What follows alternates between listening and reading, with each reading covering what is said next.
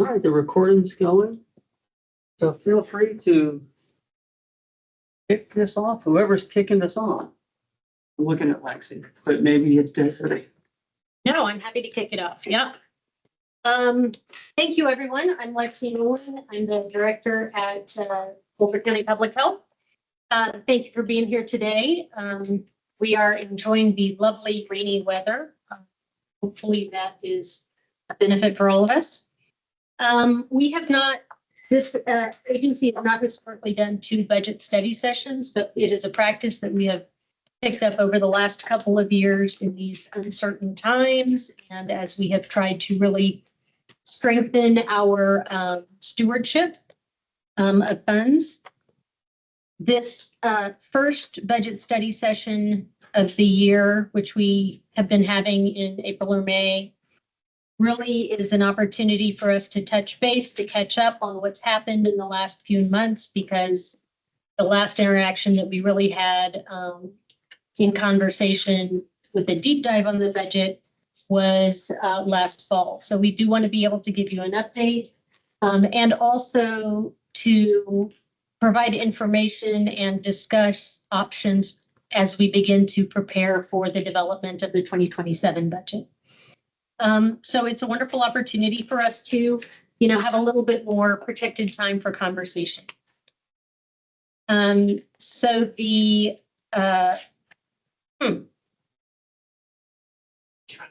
Did we try that? Sorry. that's not very agenda. Oh, I don't think that's the right presentation, Patrick. I think that's for the supervisor meeting. Oh, yeah, you're right. I love me a little budget trivia, though. Maybe do that next time. I just grabbed the first link I saw. You know what? The supervisors love it. Mm. They do. They really like budget bingo. Oh, They were cheating. We're cheating. sorry, I grabbed the. No, my- Is this the? Okay. Well, I will just fill in the space by welcoming each of you, Lindy, Landry, Amber, Morgan, and Stephen. Thank you for being with us today. In the room, we have Indira, Sarah, Desiree, and Joel. And then we've got a few extra folks that are on the line. There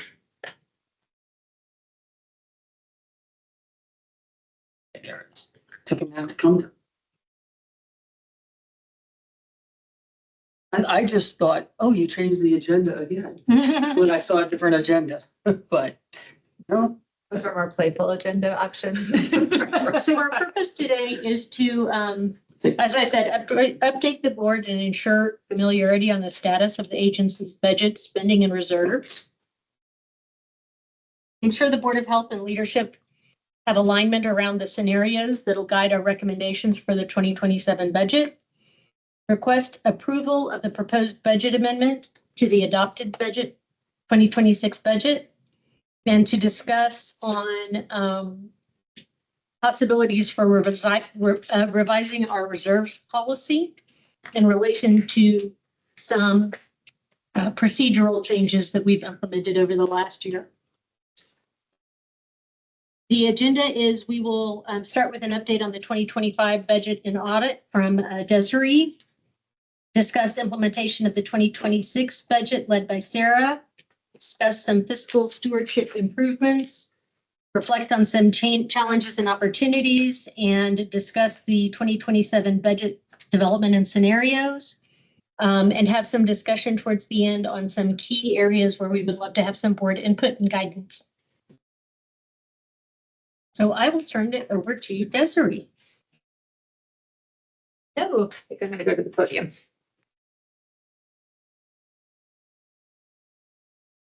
Welcome. I'm Desiree Kazarosian, Finance Manager for Boulder County Public Health. I use the sheets as hands. And can you go to the next slide, please? So here is a overview of the 2025 budget and audit. You have, some of you have seen some of these figures before. Boulder County Public Health submitted its preliminary 2025 trial balance and on March 31st this year for review by our audit firm, Clifton Larson Ellen. The public health is aligned with all the county deadlines and is currently running ahead of schedule for the projected May issuance of our finalized 2025 figures. Underspending here, which you can see is at the 20%, and operating is assumed to be driven by continued conservative spending and reduction in staff beginning during the summer of 2025. There was a reduction in property services, or the property services. There was a budget versus accounting issue where funding was budgeted as professional services and the expenditure was booked against the property services. So our next steps in this area are a further analysis on underspending of operating to determine revenue source. And if funds were flexible funds, can they be reallocated to address other agency needs? Next slide. Could we just pause for a quick sec? Of course. Are there any questions from the board? We know that this question about the underspending of operations was something that you all were interested in.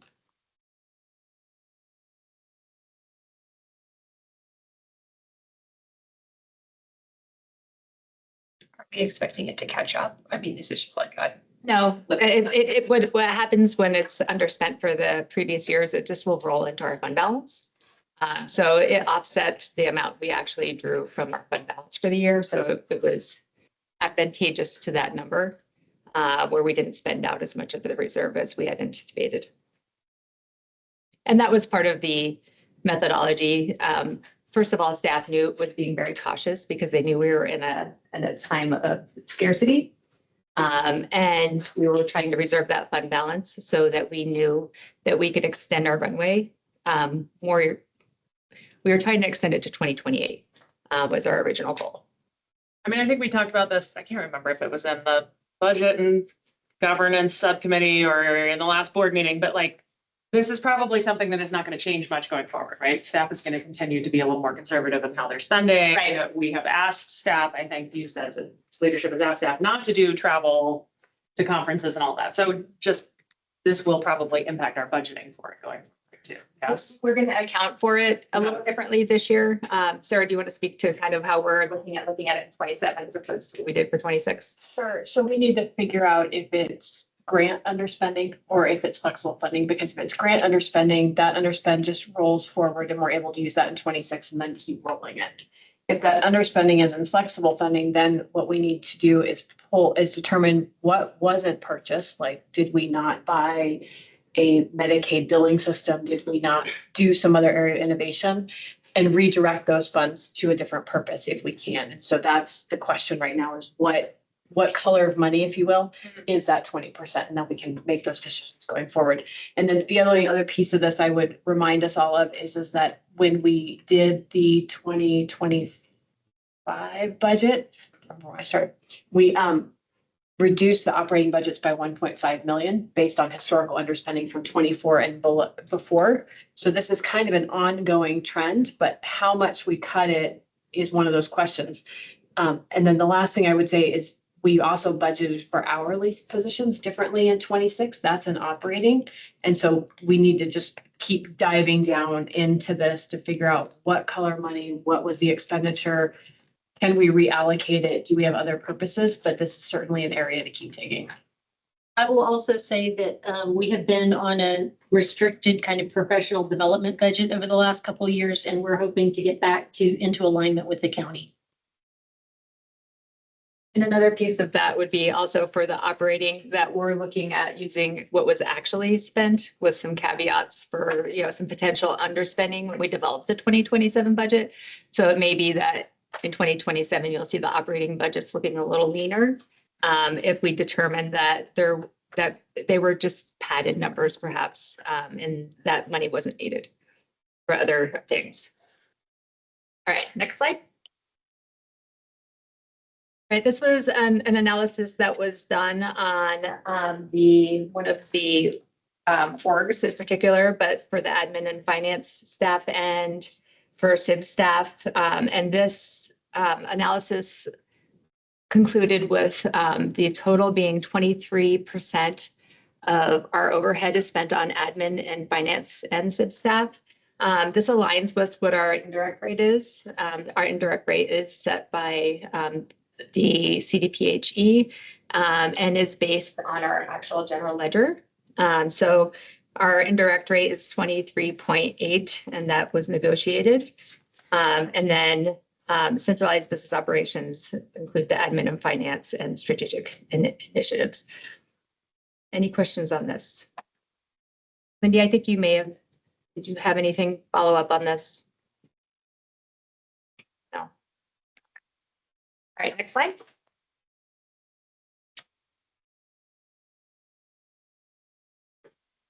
All right, this is the implementation of the 2026 budget. So let's do a review of our current budget status and projections to guide our financial planning and decision making. So what we're going to cover is where we stand today. So a snapshot of our current budget, including revenues, expenditures, and key variances.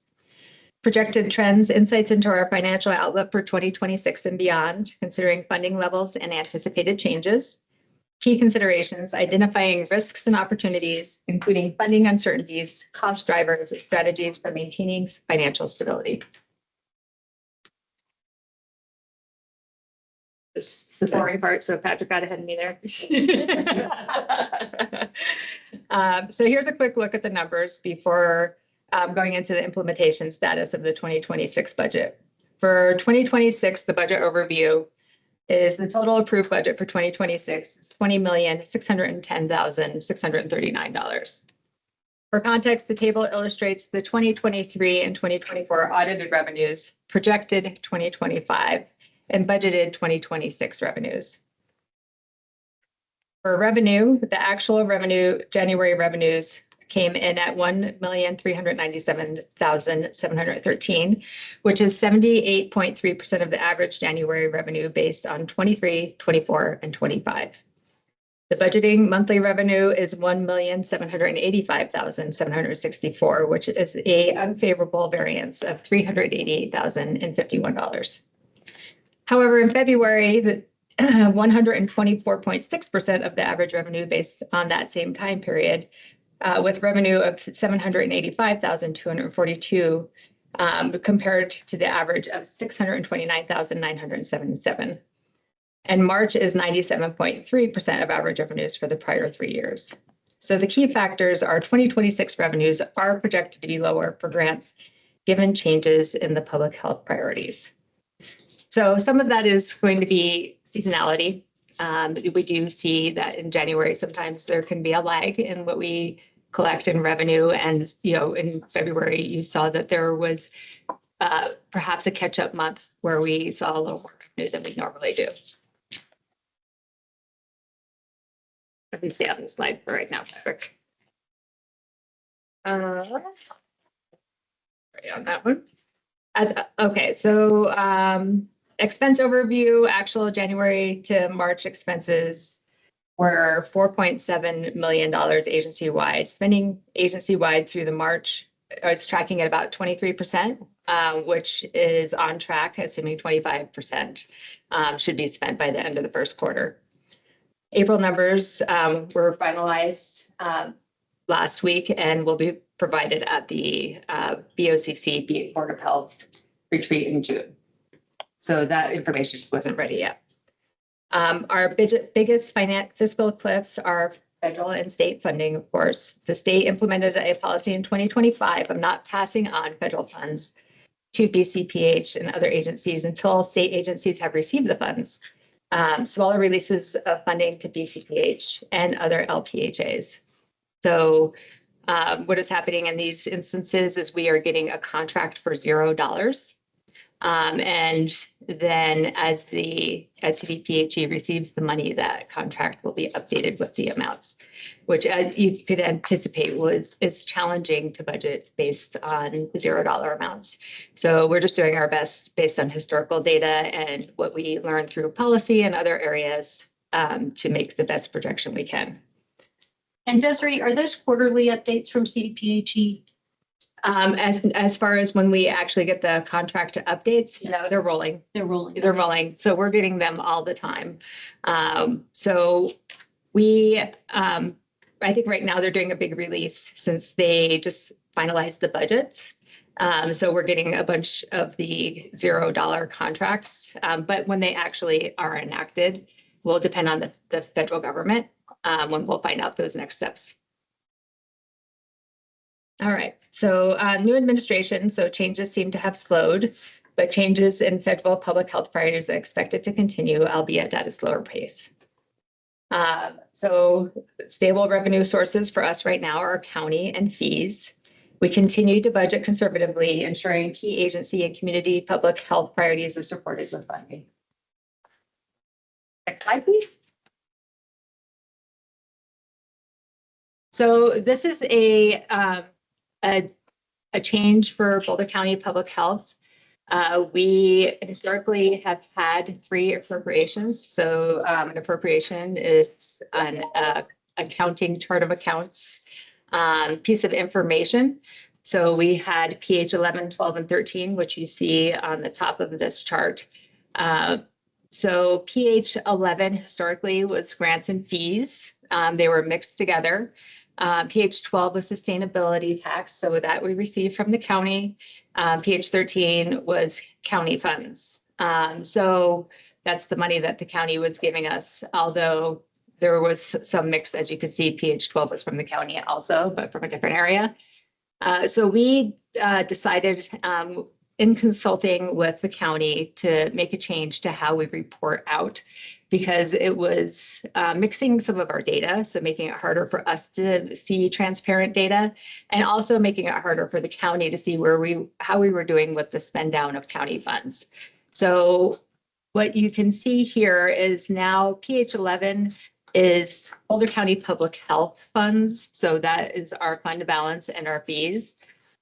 PH 12 was closed. Sustainability tax used to be a much higher amount. So it no longer justified having a separate appropriation for that funding source, but we couldn't reallocate it because that information is tied to people's personnel files. So we just have to retire at PH 12. PH 13 is now all county funds. So if the county were to look at PH 13, they'll see all the funding that we receive from them in one place and the associated spend down. So we know that this information is available through Oracle. So I had a lot of vowels in a row there. So there are there's visibility by the county, and some of the commissioners like to take a look to see what our spend down looks like. This will give them a one-stop place to see how we're doing at any point in time, because this information is updated overnight. As far as on the expenditure side. PH 14 is a new appropriation, so we added this one since we couldn't repurpose 12. This is now grants, Medicaid, per capita, and donations. So these are monies that are flowing into the agency from outside. The reason that we decided to take this tact is we only have one fund. At the county, they do separate their grant funds, but they're able to do that by having an entirely different fund. We didn't have that flexibility, so we came up with the idea of how about we just do an appropriation instead. So this allows us to be able to pull reporting based on this appropriation and at any point in time to see where we're standing. So this is going to help us with transparency. It's going to help us be more flexible, especially in these challenging funding times, to be able to track how we're doing compared to how we expect the revenue to be coming in, and also to be able to track the expenditures that are related to those revenues. Okay, next slide. And this is Sarah. Good afternoon, everybody. I'm Sarah DeBoer. I'm the Senior Budget Analyst here at Boulder County Public Health. You see her pronouns. This slide illustrates the source and use for you. The first blue column on your left, that's the adopted budget. The blue column on your right is the proposed budget amendment. We adopted a clean 2026 budget built on the starting assumption that grants were going to be 25% lower than what they have been in the prior year, with the prior year being 2025. we wanted to make sure that we were adjusting and reflecting grants with notice of award letters or contracts, which was a different practice than what we had done before at the agency. Prior to how we built the 2026 budget, we recognized grant revenue even if we didn't have a contract or a notice of award letter. And so that was also artificially inflating some of our revenues, especially with the changes from the new federal administration. As a result, we are requesting the board to adopt a budget amendment, moving us from 20.6 million in the left blue hand column to 22.3 million in the right hand blue column. One thing that I do want to point, and what I want to point out is that the increase is due to 3 factors. It's due to new grants that we did not have, like I said, notice of award or contracts for when the budget was adopted. Adjustments. So we may have had a notice of award letter that said we were getting $50,000 when the contract came through. It may have been for $60,000 or $40,000. So there's a number of those being pushed and pulled. And the third piece is that there is funding that was budgeted for expenditure in 2025 that was not spent. We need to recognize that money in 26 in order to be able to spend it. Before we move on to the next slide, I'll point out too that the box on the top for the financial sources between the left and the right reflects the changes that Desiree just walked through with the change of appropriations. And the bottom boxes represent your financial sources. And then the final thing before we move on, what you'll notice in the financial sources column, right above the total, kind of in the middle of the slide, you'll see that the general fund or the reserve draw for the adopted budget was 691,000, I believe. And the projected draw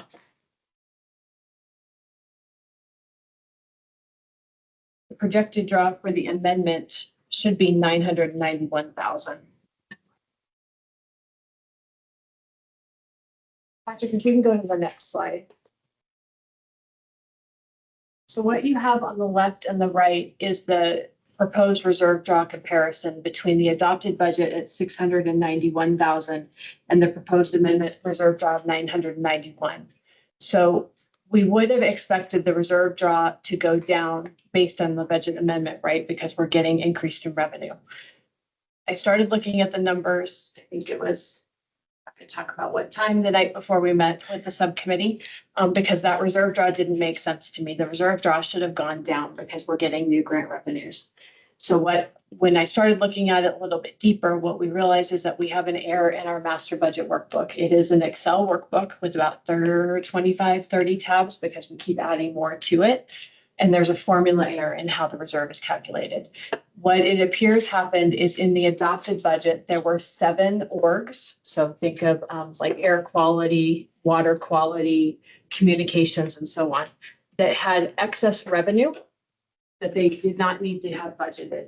And so what that excess revenue did and the way the calculation worked is it said, okay, our reserve draw should be 1.2 million. I'm going to take all that extra revenue that may have been in a grant program, and I'm going to use that to offset it.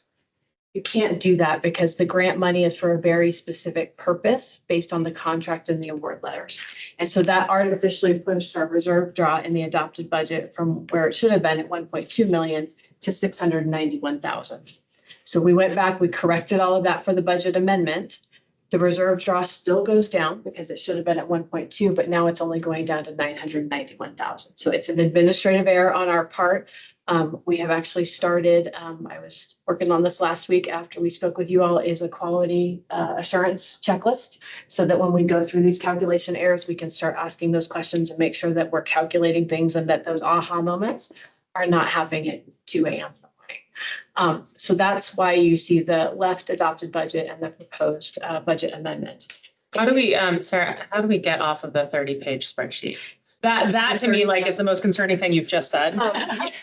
We've been talking about that. No, I know. And Since I've been, no. we actually are looking at some budget software that we're trying to coordinate with the county. Yeah, we've started some preliminary conversations with some softwares, but we were waiting. The county also is looking for expansion of what's available for the budget side. So we didn't want to get ahead of them in case they decided to go a different direction. What I will say about this master budget book that we've been using, so this has been in place since I started, and I don't know how many years before me. So this is not a new problem that this agency has had since. Spreadsheets have been causing us a lot of problems. It's so I would say that has probably been the case for a very long time, but we're just catching it now as we start looking deeper into things. And to Sarah's point, and the analysis didn't make sense, and we figured out what the source of that problem was. Or Sarah in particular. Yeah, I've been here in her late wee hours. But one of our goals is to be out of the spreadsheets Yes. as soon as we can. Because it's 2026. Right. No, and because we did actually adopt a different software system. It's not OpenGov or what is We it? did, but it's not functioning. I love that. Yes, so we had one that wasn't functioning, and now we have another one that doesn't function for us. So they adopted it with all of the components of the chart of accounts except for the projects, which is where all of our grants sit and all of our tracking sits in that projects. So we cannot use the system because we have to track all that information. And our agency is different from a lot of the departments where they're not as grant dependent or as bucket of money dependent as we are. So that's why we do so much manually. And just to, for the Board of Health, to just clarify, Morgan and I met on this previously through the subcommittee, and I just want to confirm a couple of things. The first is, even with this change, which is pretty significant in terms of the change of our assigned reserve amounts that we're tapping into this budget amendment, I just want to confirm with the staff, we are still well within the limits of our reserve policy, correct? Yes, That's correct. Right, so it will be on our reserve policy, Lindy, is 15 to 20%. And you can see on the right-hand graphic, we're sitting at 19.23 with that updated, with the updated reserve draw and the updated total budget, what we'll get it. And budget, Or right? get it, yeah. Thank you. And then a question that I didn't ask when we met as a subcommittee is, what have we been doing historically? And is there inaccuracy in terms of what we've been reflecting previously? Yes, and that was my point earlier. This system has been in place. I don't know what year it was adopted, but as long as the system was being used to calculate the budget, what we expected that reserve draw to be, it's been reflecting those overages and underages, as Sarah mentioned. And there's a table, Lindy, in the pre-read. It's table 7 that shows you the reserve draw comparison from 24 to 26. So even with this mistake, it is going down over time as far as what we're using on the day-to-day expenses. And I think Right, that. right. it- And this catch up change, this, just to clarify, this change actually reduces our reserves in total Yes. because we're increasing the amount that we're attributing to reserves.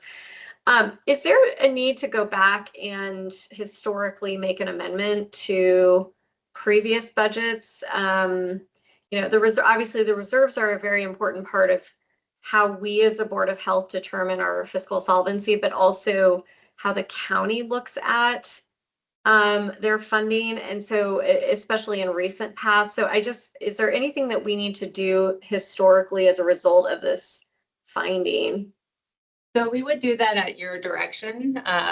We have, so any files that are available still in Excel format, I know we age out sometimes as we go into previous budgets, we don't always have access to them if they're not in a supported version. Yeah. So we would have to see how far back we could potentially go to do an analysis like that. I'm not necessarily suggesting that. I just wanted to ask the question if that is something that either we as a board or our auditors would want to see. I don't know if there's any requirements. It is a good note. I can ask the auditors if you'd like. So that would be I could follow up with that at our next audit meeting. Okay. It won't. So I just want to be clear, this is just on the budgeted side. This doesn't affect what was actually drawn on the reserve at any point in time or how we got to those figures. Those are all based on general ledger. So these were not affected by this spreadsheet. But I'll follow up with the auditors on the budgeted amount because they do care what we budget as well. Thank you.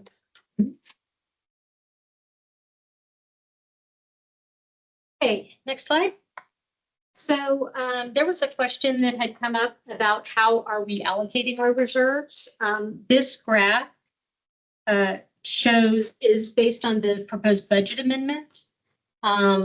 It illustrates which divisions are budgeted to use reserves in 2026. The figures in blue represent the total division budget, and you can see the slivers of reserves in the yellow at the top.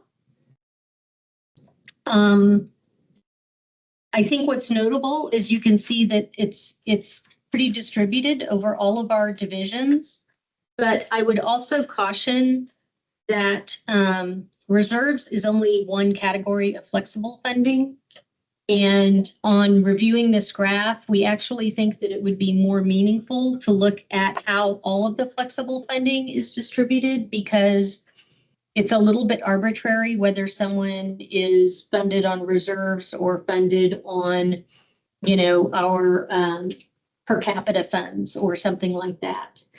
So I think that that's something that we'd look to do in the future for you, is to just have a little more precision about the difference between dedicated funding like grants and the flexible funding. The reserve should be the last of the flexible. funding. Absolutely. It is. Absolutely. And we try not to use it at all. Only when we have run out of other options do we touch the reserve. Any questions on this one? To me, when we're using reserves, I still think it would be helpful for us to understand, like, of what we're dedicating it to, what is mandated, what is mandated and already funded, and what is like unfunded and not mandated that, we should be making more, subjective decisions about.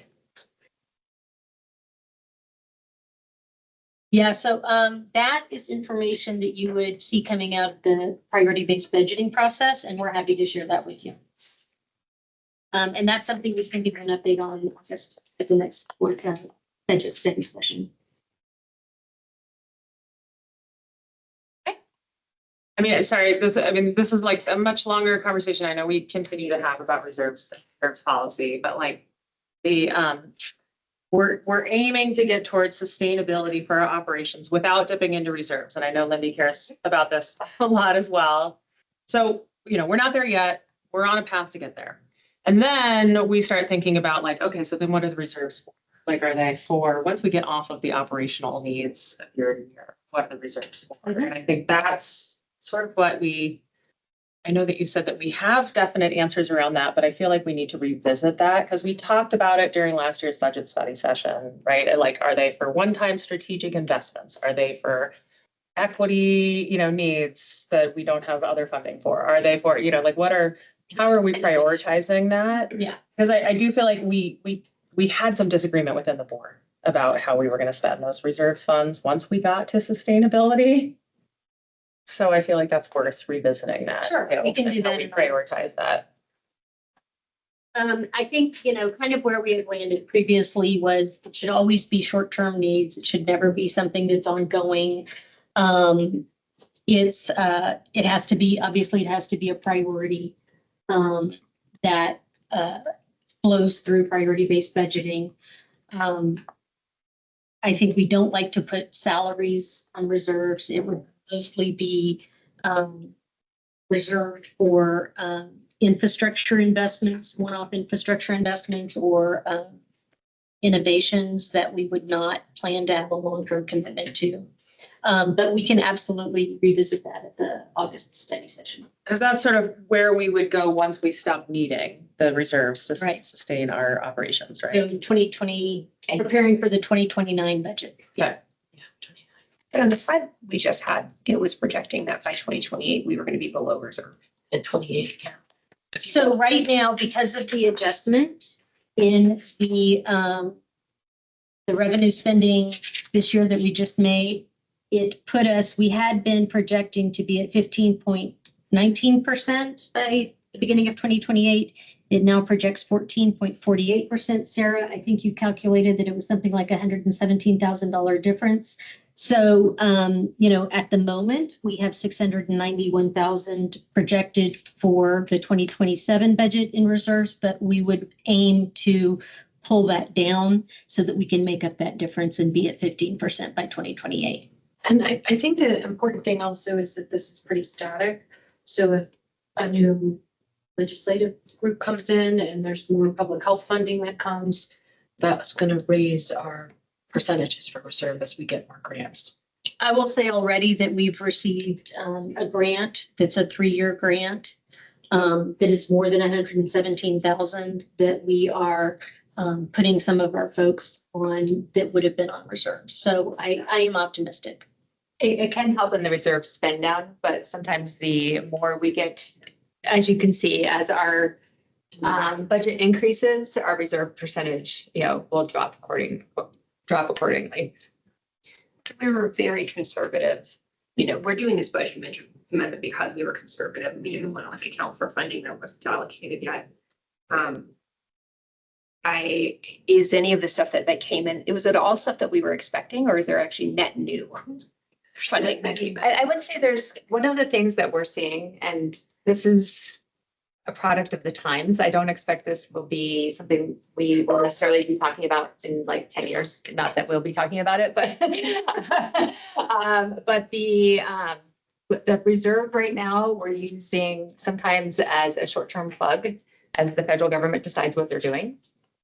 So you might see us dipping into reserve for a term employee because we know the funding's coming, but it's very delayed. So it gives us some flexibility to keep people on when we're in a time of uncertainty. And I will say in the past year, there has been very few things that didn't actually end up coming through to some extent. So it did allow us to keep those people through that time of uncertainty, just having that flexibility. So I wouldn't want to legislate too strictly because you can't anticipate what you might need, because who would have thought 5 years ago that was a need, right? But it is, to answer your question, it's definitely net new. There are some net new. Yes. Yes, not just what we were expecting. Yeah, and I'm really proud of the programs for all the grant writing efforts. Yeah. Okay, if you can go forward 2 slides. There you go. So as I previously noted, the 2025 budget the 2026 budget reflected the grants for which we had notice of awards or contracts as of September 30th. So we have started drawing lines and calendars so that we are not continuing to move the budget day in and day out with new grants and whatnot. So the date for which we stopped movement for the 2026 budget was September 30th. The budget amendment, as I previously noted, is recognizing revenue adjustments of 956,000. So those are those push and pulls. So there's just under $500,000 for grants not reflected in the adopted budget. Some of these are, to your question, Amber, some of them are new, and some of them are just new amounts that we did not have confidence in, including earlier. There's about 175,000 of unspent 2025 funding that is carrying forward into 2026, and we're using that to extend some of the term positions. And then there's about $303,000,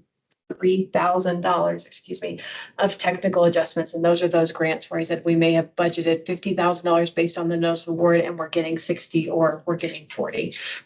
And so that's the push and pull that's happening in the budget. On the next slide, you'll see the proposed budget amendment.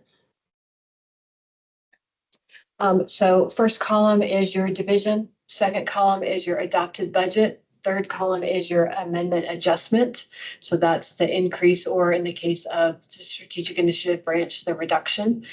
So your proposed budget amendment for a total budget of $22.3 million, or an 8% change.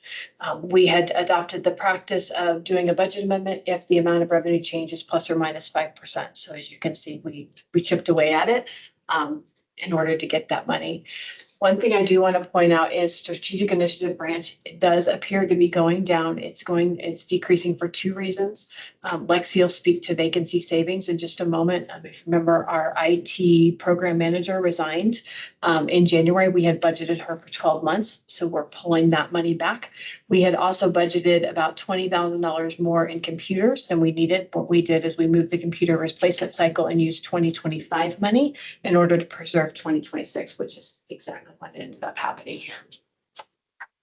If there are any questions on any of those other swings, I'm happy to walk through them. We have a cheat sheet on what's going on with each division if you have questions.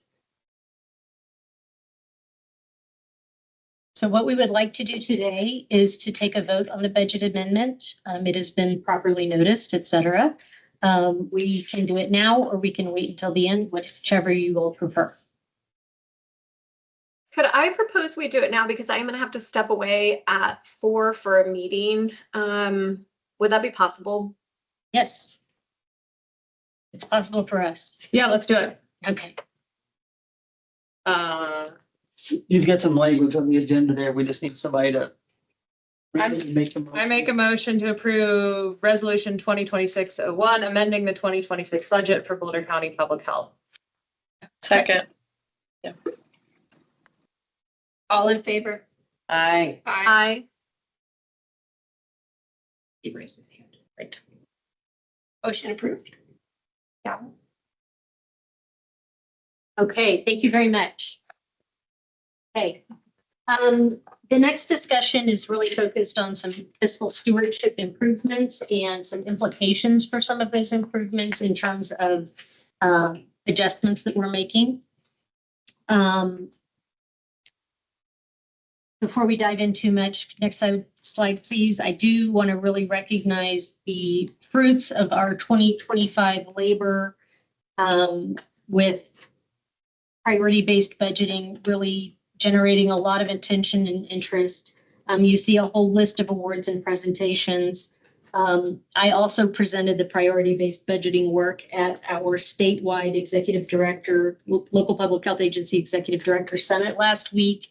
And several people expressed that it was the best presentation of the summit. So we're very proud of the team for doing this work. And there are also some additional processes and policies that we want to make you aware of: the grant intake process, vacancy savings, our fiscal hierarchy policy, and the revenue recognition procedure, which are leading to some different dynamics that we'll explain to you. So I just want to touch on priority-based budgeting. As you know, it's kind of an evolving practice for us. The county is picking it up this year. They have adapted it for county purposes. You all know what the purpose is. You know the tools from our previous work around program inventory, the program scorecards that really assigned kind of how important is this work, and the use of our fiscal matrix, which really was about understanding that we program our dedicated funding first, and then we look at various levels of flexible funding with our reserves coming last. We are adding a couple of components this year. We're going to be taking into account our 2025 baseline KPIs. And we will also be looking at meaningful minimums to achieve, especially our mandated programs. And what we're talking about here is the priority-based budgeting structure that we adopted last year. It allowed you to compare programs to each other, but it really didn't allow you to ask the question about, is this the size, the team size that this needs to be, or is this the amount of money that needs, the operational money that needs to be dedicated to it? And so what we don't want to happen is that we have mandated programs where some of them are understaffed badly, and we're getting black marks from the state and audits because we're not able to do all of the work that we need to do. And perhaps in another program, maybe we're overstaffed or there are efficiencies that we could gain. And this really allows us to kind of be a little bit more precise about how we're allocating funds. Okay. Desiree, I think you're taking prepare. I am. Next view. So we have developed, as an agency, a grant intake form. So we had a committee that worked on this, and I will thank Patrick publicly here for all of the work that he did to guide us along and to automate this form and to get it off the ground and running. What started as a conceptual idea was put into real life action and life by Patrick. And we. And we're still making tweaks. Yes, we're continuing to refine this. I will say that the county has used this as a model for renovating their own grant intake process. So it was great to be able to help them with that. We are now participating in some of their add-on processes that they're doing where they're going to start implementing DocuSign into Oracle. So it's going to keep all of our contracts in one spot, which will be great for us as well. It's in the smart sheet format and it's incorporating the DocuSign now. So what this form did, when I started the agency, I think there was 4 different approval processes. I think there was three forms or spreadsheets, and there was like 1 email approval that was needed. This took all of those and combined them into one source that is now something that we can look back on and make sure that something went through the process. We were finding sometimes we weren't aware of funding until it was like coming in. So we take all of the monies that the agency is getting. So it's not just grants, although it says grant intake. It's any kind of funding that is coming into the agency has all eyes on it before it gets approved to proceed. And that way, finance is aware of it. It's able to be budgeted. The director's team is aware that we're taking this money and they approve of it. So it's been a great add for our agency. And now the county is benefiting from that work as well. All right, next slide, please. Vacancy savings is something that I know has been discussed here before. We are one of the leading, we are leading the county in some of this work. I know I did check with other departments to see if they were tracking this and how they were doing it. And it's largely not happening from the sampling that I took at least. So we are building it into our budget process, partly because we are so lean. We have known that there's vacancy savings, but we weren't tracking how those savings were being spent or not.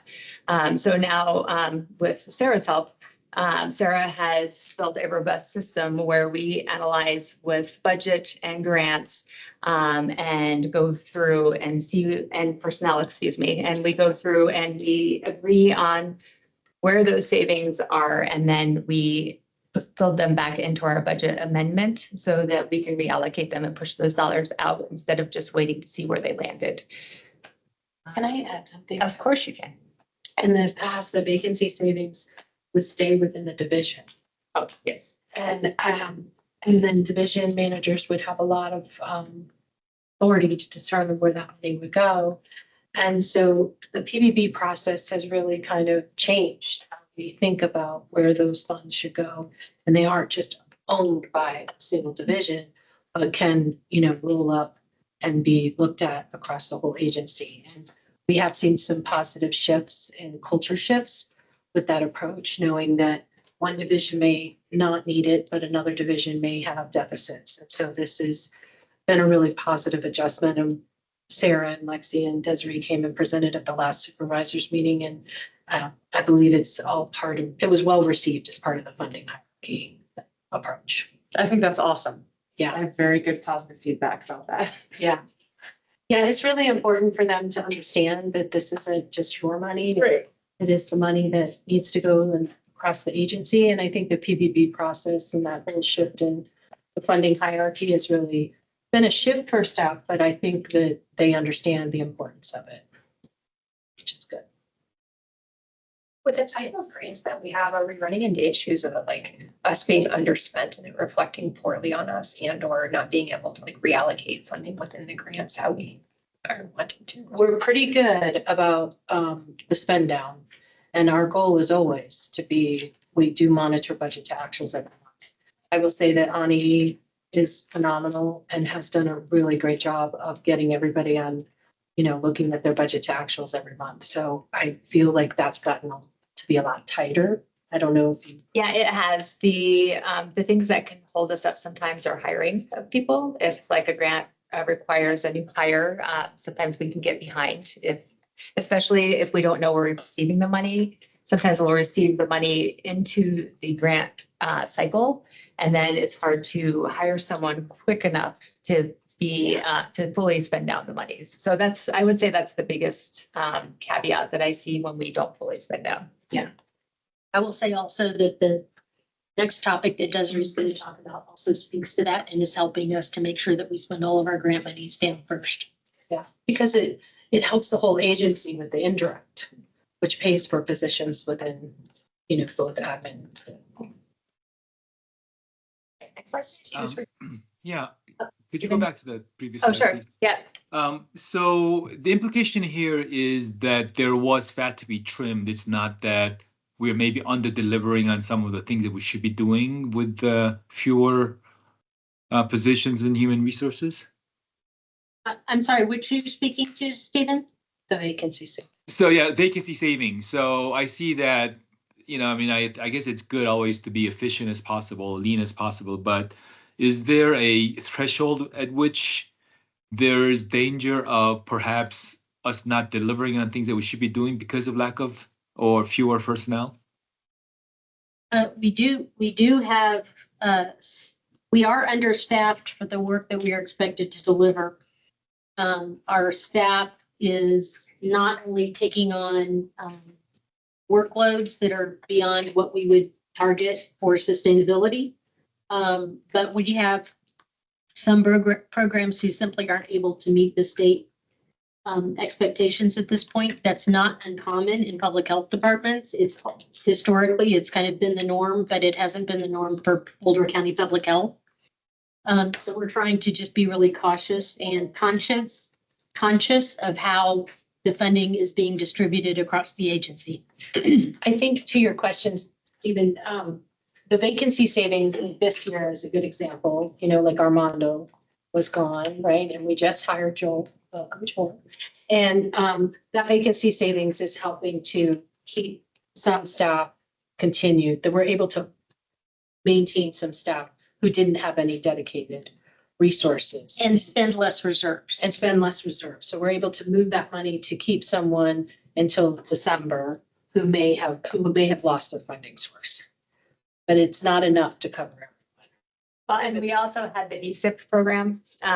So that was the voluntary retirement program that did affect, I can think of at least one position that was budgeted.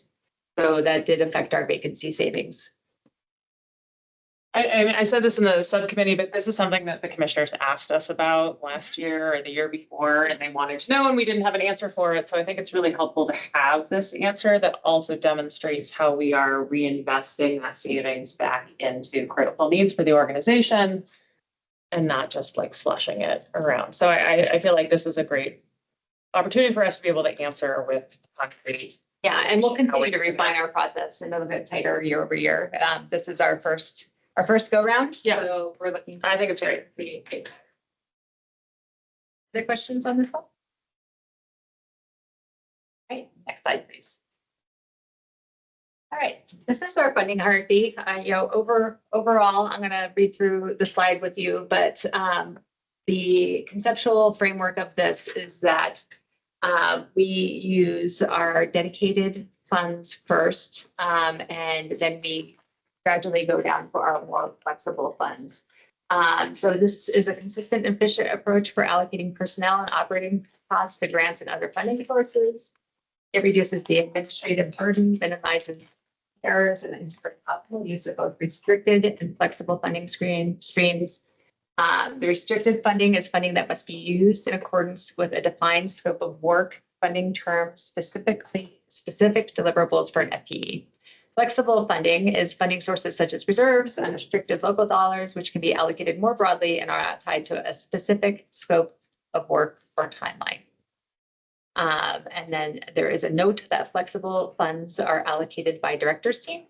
So this is not something that can be decided at the finance level, at the program programmatic level, this is something, if we're going to be using flexible funds, it will go to director's team. And often it's director's team and finance having the discussion together where we make a decision whether it's appropriate to use that specific flexible fund for that use at the time. Any questions on this one? This was a new policy. It was implemented last year, I believe. I think one of the impetus for implementing it was that there were a lot of threats of federal funding being pulled back even after it had been allocated. And we wanted to explore how do we spend that money first. And there are, some guardrails around time and effort, but we use it to the extent that we can to spend that restricted funding first. And then it supports not spending our flexible funding, our reserves until we need to. And being able to do what we need to with it. Can I ask a question? So, I mean, obviously spending down those that are restricted is good, but if there are positions or work that is core to the agency's mission, and then it's tied to restricted fund that could end, is there any concern about, say, premature, failure of grants to come through or something like that? And what is the plan to fill those shortfalls if they do incur? Is that supposed to be drawn from the flexible funds at that point? Well, so the flexible funds are really allocated according to priority-based budgeting. So we go back to that process. We do actually have some places where we think that the staffing is light for the work that they do. We don't necessarily have the funding, but what we want to do is to kind of have a rolling list of where our priorities are, so that as opportunities become available, we can use flexible funds for those, because it doesn't all just happen at one time during the year. There are moments during the year where all of a sudden some flexible funds will be released or something like that. I think part of the challenge is that keeping that mandated work and that core work at the top is really critical. And keeping kind of awareness within the agency of where our priorities are that haven't been met yet is also a communication challenge. And I will say in real time, when those kind of things come up, we generally look at where we are in our spend down, and we look to see if there's unexpected revenues that may have opened up that could be allocated to those critical positions. Like vacancy savings, right? Or, yeah, and then this was also what I was speaking to with reserve. If we know it's a short term or that this money could come through and it's a delay, then we do use the reserve, and the reserve will be replenished when the money comes in. And I will say also that, we're in a little bit of a situation right now because we are really trying to reduce our reserve spending. So it may be that we get restricted funds in that release flexible funding, but we may not allocate it. Because we still have this need to reduce our dependence on the reserves. But I think Stephen brings up a good point, which is just the fact that our grant funding, and I don't know if all of you are tracking this, has been very flat. And our salaries are going up. And with the union negotiations and things that will happen, we won't know what that will look like until the end of the year. And so it is very possible that, we'll be in a situation where we may need those, reserves to help cover those unexpected costs associated with potential increases. In the near term, but then we have to adjust. Right, in the long term. Right. But it is a reality that public health is living with every day.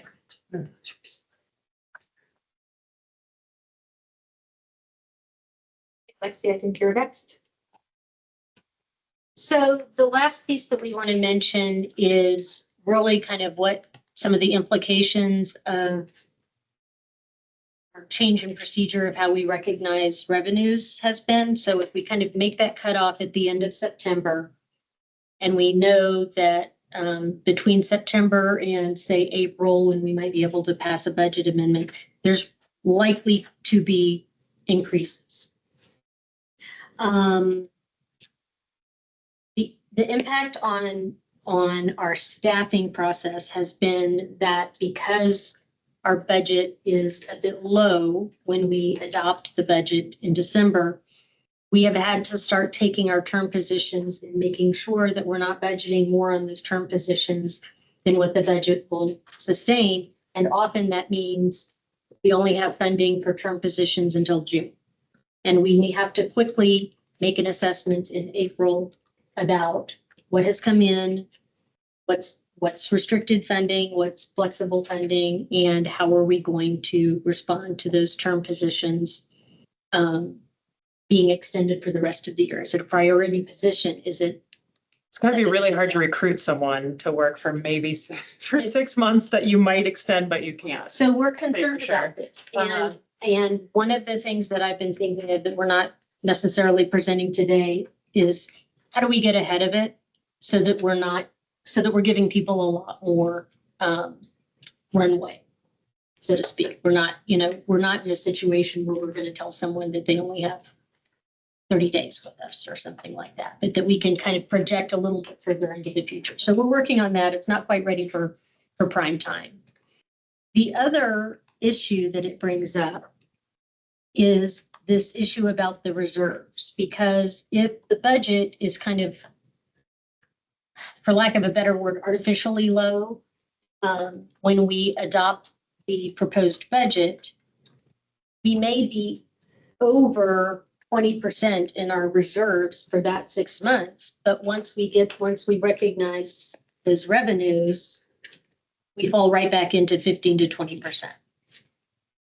So, but at the same time, that's September to April, that's a good 6 months. That's half the year. And so this has kind of made us start to think about whether, is it okay to be over 20% for that 6 months, knowing that it's artificial? Should we look at our reserves policy and make an adjustment? Is there something else that we should do? I think that's my question, is like whether or not it makes sense for us to adjust a policy to up to 25% or just include language that allows for more flexibility on a temporary, that we will not hold at above 20% for more than a year. Something that allows for flexibility, but also doesn't just blanket say we'll go up to 25%. That's what I would advocate for. I don't know how the rest of the board feels, but I would rather keep us between 15 and 20%, but allow for flexibility that, it goes. Annually with our budgets, like how Right. do we have to look at it quarter by? Right, that's another good question. Like, what's the timing of when we're looking at it? Can we do what we think is the most accurate? So maybe look at it after Q1. Yeah.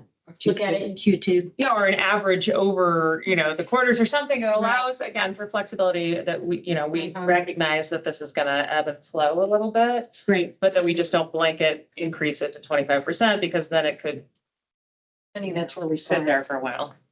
because then it doesn't just box us in. Yeah. Great. That's very helpful. Any other thoughts or questions about this particular topic?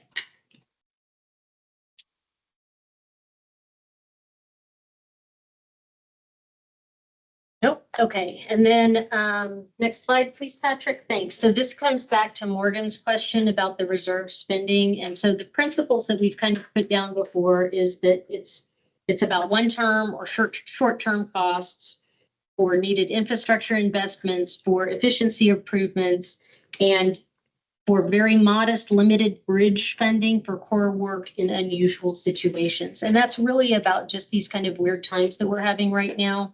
There are some positions in our agency that it takes a year to train someone on, and to let people go and then to try to hire a new person 3 months later is incredibly inefficient.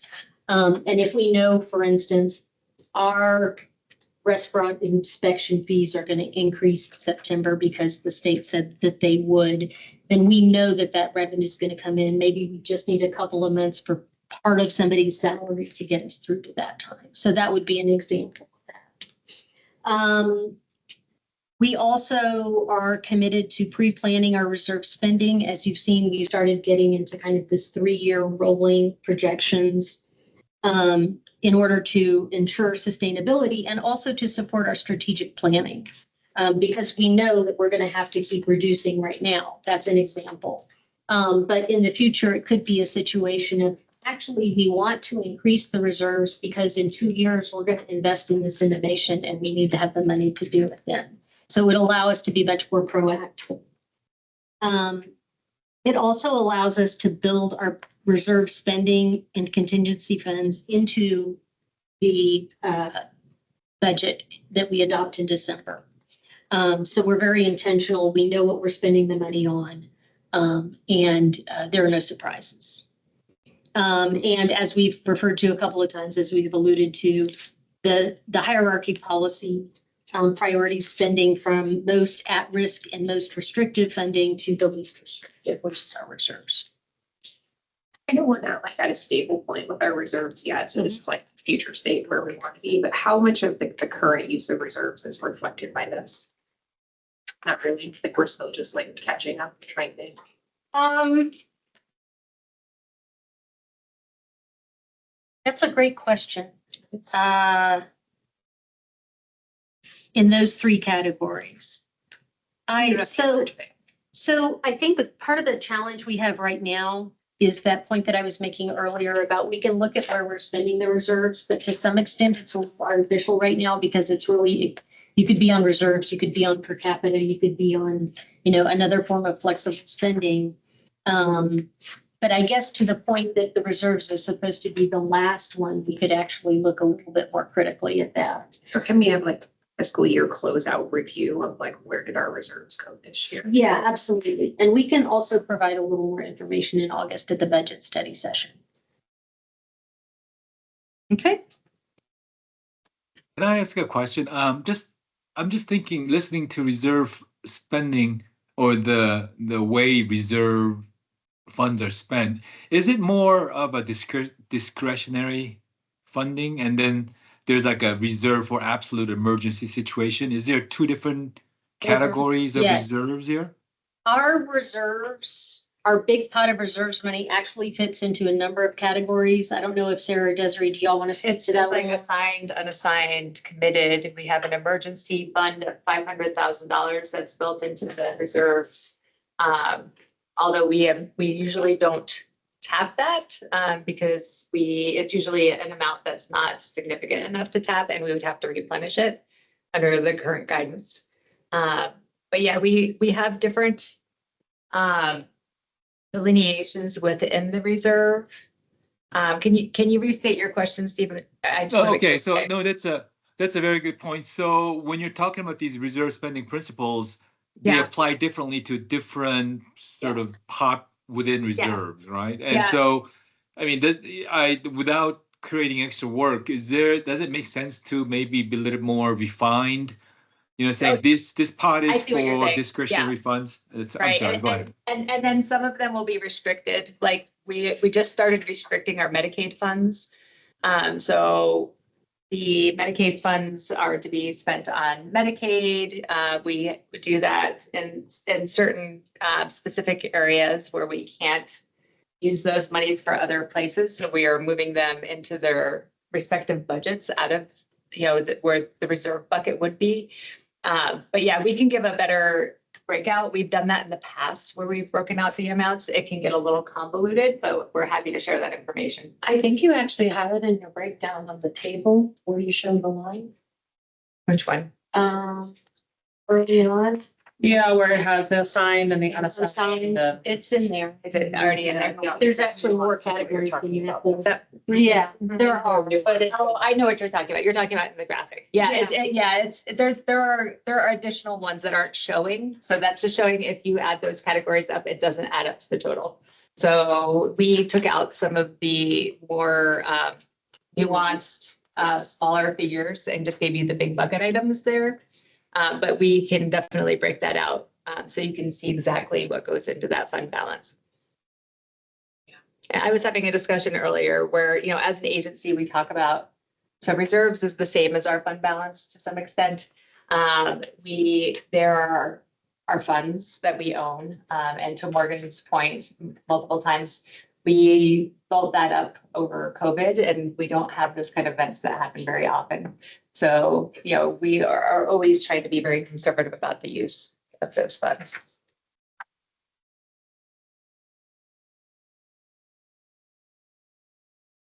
Okay, next slide.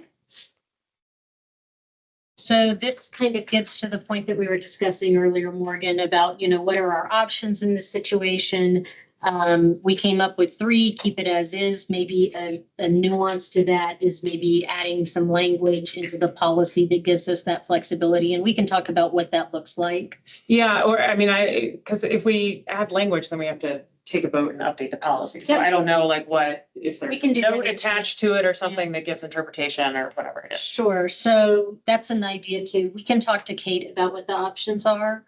And we can pull it back to the governance and budget committee meeting and then decide how to deal with it in June. Mhm. Okay, Good. does that sound good to everybody?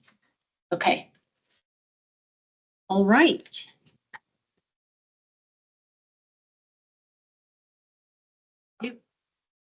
So as we walk through the next handful of slides, we're going to talk about anticipated fiscal constraints as we're starting to develop the 2027 budget. So on the next slide, we'll start with the federal government. So the federal government is, I want to say, largely funded through September 30th. There's still a few pieces out there. But the 2027 budget that President Trump announced his budget, I believe last week or the week before, it does reflect a 12.5% reduction to HHS, which is a cut of $4.3 billion. This cut, as I was reading through it, affects a number of things from a public health perspective. Our understanding is that he puts most of the public health cuts that were on the table for 2026 and not taken back on the table to be taken again. So you'll see when we get to our budget scenarios, we do have a scenario that projects a pretty significant cut to our federal funds. We are still concerned and actively watching, given the disproportionate impacts on equity-focused programs serving vulnerable populations, which is a lot of the people that we serve in the Boulder community. The list of concerns areas are largely the same as they were last year: immunizations, Medicaid, WIC, climate change, environmental justice, LGBTQ+, and DEI work. And then if you also remember last year, they capped indirect costs at a number of educational institutions at 15%. We are still expecting that at some point will come down to us. So as you previously saw, our indirect rate is closer to 24%. So capping that at 15 also moves administration, finance, and CIB backwards as far as how do we balance the staffing issues, given that is our primary funding source outside of flexible funds. From a state perspective, Did you have a question, Morgan? Well, no, I was just wondering whether or not there's a way, should that happen? And again, like, I think that presidents always put out budgets that reflect their values and whether or not those are actually adopted. But the indirect capping, should that happen, is there a way to start applying like admin and finance time, portion of that to write our grants, saying that is, if we don't have to necessarily move it all into. We could redefine it. Right. It's a pain to have to do that, but it is an It's easier to option. do with some of our civic positions like Yeah. communications, Yeah, IT support, we can write them in. planning. yeah, It's just the time It's really, tracking. yeah, it's. right, sure. No, it's a pain. I get it. But like, that's one Yes. way that we could. I think a concern also on the federal budget is, the Senate committee who passed this most recent reconciliation in February may not look the same. Mhm. And we may lose public health champions who are on this. Like Cassidy, who just lost his. And Collins. Yeah. Both of them were very much strong public health champions. Yes.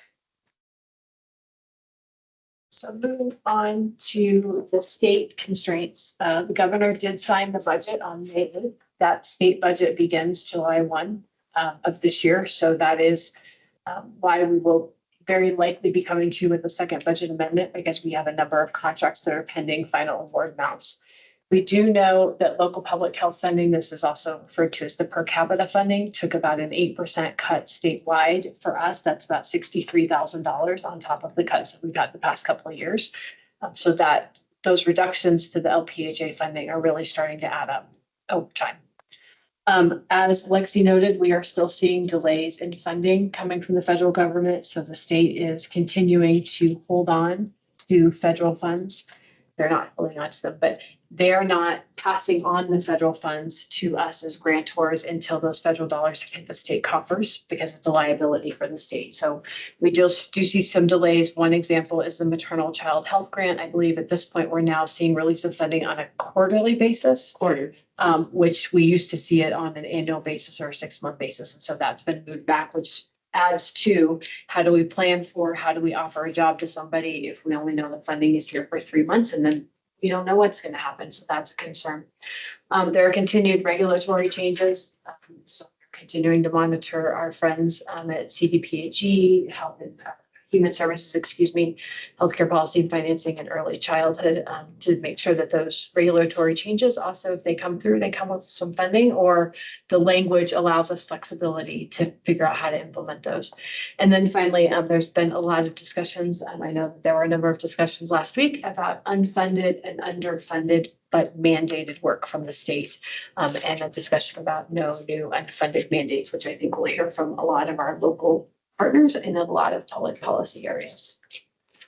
At a local level, we still know, based on the instructions that were released from the Office of Finance and Management. Patrick, could you go to the next slide for me? Yeah. Thank you. That the directions from Office of Finance and Management and the Commissioner's Office, that they are still projecting a $13.1 million deficit for January 1 of 2027. That is on top of the $13 million reduction that they took in 2026. So all of the other agencies are involved in priority-based budgeting.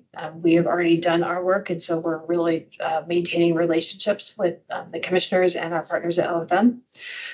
Rent may shift in the new building, so it's likely we will have fewer square foot, but we also know that new efficient buildings can also have increased costs. So not quite sure where the rent's going to shake out. We are continuing to have discussions again about unfunded and underfunded mandated work. This gets into the IGA discussions with the commissioners. And then on the local level, we put a note in here that we're still seeing some philanthropic donors are still kind of looking at where they're funding and what they're going to fund, given the president's changes to his view on public health and healthcare in general, that those philanthropies are relooking at their scopes of work and who the grantors are. So we did have one grant that we have historically gotten. We applied for it. We didn't get it. And that's probably a lot of the shifting of priorities and how to shore up other entities. The next slide, we'll talk about the fiscal constraints for PCPH. So one of the things we are doing, and I apologize, we were playing with numbers and I didn't get the $600,000 changed, but for 2027, we've talked to you all about continuing to reduce the reserve draw. So the current thinking is to reduce the reserve draw from 691 in 2026 to from 991 in 2026 to 691 in 27. So go down by 300,000, then down by another 300,000, unless we can go down by more. We are currently also taking a deeper dive into fees to determine if there are areas where we need to align the work with the fee, because the fee is not at 100% or even 90% cost recovery. And so continuing to look at that. On the opportunity side, we are continuing to look at Medicaid billing, having maximized Medicaid billing, especially in utilization and some of the family-based programs, making sure that those revenues. And then continuing to look at our PDB tools. So we've already collected quite a bit of information to build out some of the decision-making tools for 2027. And we'll be continuing to invest in those tools as we move forward. Any question on those before I move forward? For Lexi. Okay, we do back us up a little and do a little bit of a deeper dive on the county. The county is leaning into a lot of different strategies to figure out how to get to that sustainable budget structure. As we mentioned, priority-based budgeting is being implemented across county departments. The expectation is that that will affect the 27 budget. So it's a very rapid turnaround. What's 13 million represent out of the whole county budget? 650 million, 13, 600, Yeah, not much, right? not much. Yeah, less than what we had. Probably less than, less than 2%. Before I even get to it. I just didn't know what the percentage was, and I was curious. Yeah, it's, I mean, I think the county budget's 660, 650. All right. Something like that. So we are also, public health is also working with other county departments to explore the potential for consolidation of core functions in the areas of data analysis, emergency management, communications, racial equity, contracts, and procurement. We have some of these conversations we've had. Some of them are not really decided. I will tell you that some of the issues that have come up, for instance, in the conversation about data analysis, is all of our folks that do data analysis are epidemiologists, and they need to be epidemiologists. So if the county couldn't guarantee that we'd have epidemiology support at any time we needed it, then that would be challenging for us. So in emergency management, public health has very specific duties. We also have funding that's tied to that work. So trying to consolidate that work may or may not make sense. Sounds like they've kind of decided that it doesn't make sense to do that. But there are other spaces where we are still having conversations. We are also working with Human Services, Community Services, and the Housing Department to look at touch points for work that relates to children, to youth, to older adults, to contracting, and to the Juvenile Assessment Center. So that work is in progress. So these are some of the ways that we're working with the county. What does, what do these reductions mean? I also want to bring up another issue that we've been kind of leaning into a little bit more lately. Next slide, please. Which is the challenge of the general fund transfer. So our transfer was reduced from 8.6 million in 2023 to 7 million in 2024. That one drop was the equivalent of about 10 positions. Additionally, that 7 million has not been adjusted for COLA and salary increases since 2024. So that's an additional approximately 10 positions. If the county continues to adopt flat funding for our transfer in 2027, we will need to reduce that by another 2 to 3 FTE. Additionally, HHS B1A, that HHS stands for Health and Human Services. That was intended to be money that would directly benefit public health. We currently receive less than 10% of those funds. So I would love to have a conversation with the county about what that looks like for the future. Where's the rest of that funding going? To community organizations. Is it external to the county?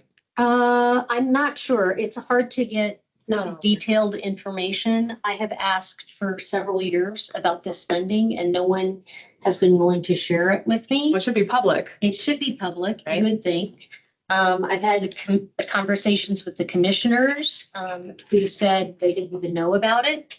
So it's a little bit of a mystery that we'd like to get some transparency on. Okay.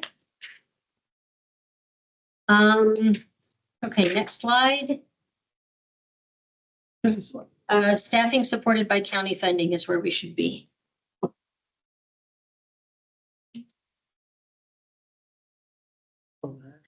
Thank you. Okay, so historically, before our significant cut from that 8.6, our county transfer along with the earmark for the Genesis program supported our management positions, work that was mandated by the county, and work for which the county received fees, as well as that long list of positions. That long list of positions is now gone. We don't have those staff anymore. And we are just kind of left with fewer management positions, the work that's mandated by the county, and the work for which the county receives fees through other departments. So that gives you a little bit of a sense of kind of where the cuts have happened. Mandated by the county according to what? So for instance, the county has an ordinance about meth remediation that puts requirements on the public health department. That's a county ordinance. That's not from us. It's not from the state. It's the county ordinance. So the county has a new, couple of years ago, did a bilingual pay policy, but we pay the bilingual pay. Uh-huh. Including for our staff that are supported by our county vets. So it's, yeah, makes it really challenging. Mhm. It's like several of these positions too are supporting mandated work. Yes, yes. Yeah. Okay. We have been able to adjust in some of those places, but we have some big gaps, especially in corporate. Okay, IGA. Oh, that reminds me, IT was also on that list of county consolidation areas, but we've gone from 3 IT folks to 1 IT person, and we've had conversations with downtown IT, and they can't take that person on. They prefer, because she's working on very specialized skills, they prefer for her to stay with us. So that's another position. Okay, so next one, please. So as we continue to work on the IGA with the county financial department, we're looking, some of the key issues include requesting COLA and salary adjustments in line with other departments to put us on a sustainable path. Setting a new baseline transfer now that our reserves have significantly dropped and we have a policy in place. That may not be something that we achieve right away, but we want to remind the county that that original reduction in the county transfer was related to our reserves being very high, with an expectation that we would revisit the question when they dropped. Discussing funding for some previously funded positions related to unfunded mandates, such as our ECE inspections and our meth work. And then really clarifying roles, responsibilities, and reporting to make sure that everybody feels satisfied with what our expectations of each other are. Okay. Do you want to take this one, Desiree? Revenue generation? Sure. Okay.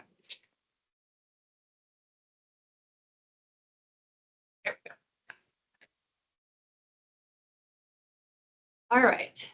As part of the 2026 budget development, we identified 23 opportunities for revenue enhancement, which were categorized as short, medium, and long-term opportunities. At this time, we have prioritized revenue enhancement opportunities to focus on consumer protection, special event permits and inspections, OWTS permits and inspections, excuse me, I'm having a hard time with inspection today, and early childhood education permits and inspections. All right, we will also note that in the short term, some programming restructuring may be necessary as we align work, cost recovery, and staff.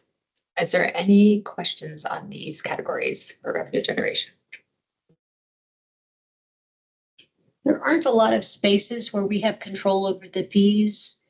One thing that we are very cognizant of is we have lost funding for ECE inspections. We're going to take another cut this year because the state is reducing funding for that work as they expand the mandates.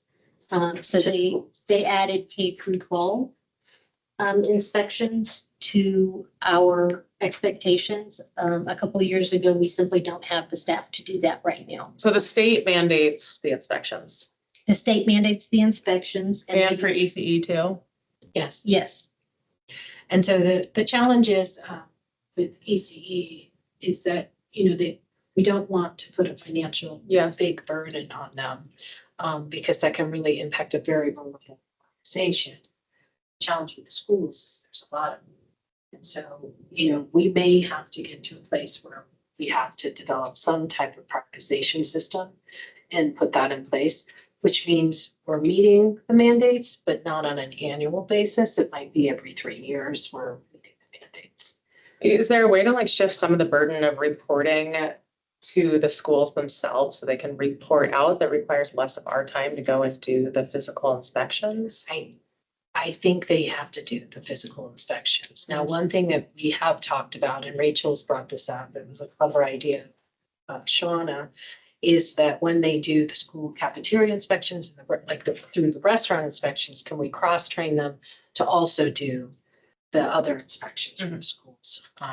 You know, in the science lab and things like that. So we are looking at that, but you know, that adds time and effort to them. And then they may not be able to get to as many places because you're there at a school, say for 4 hours instead of 2.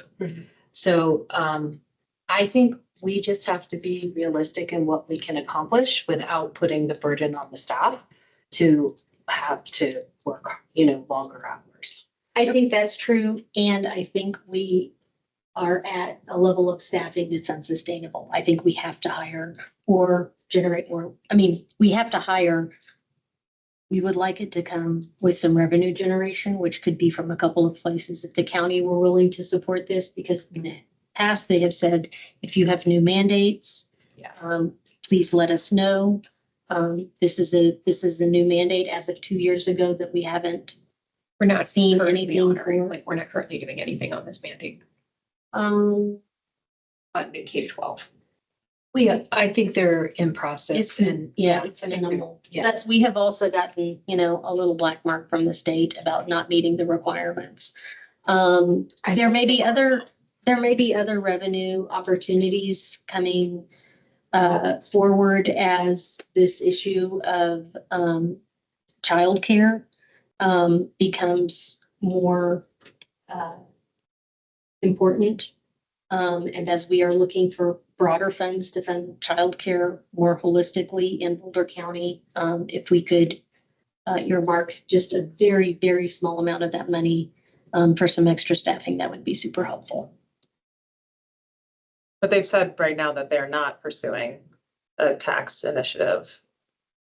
I think it's under discussion.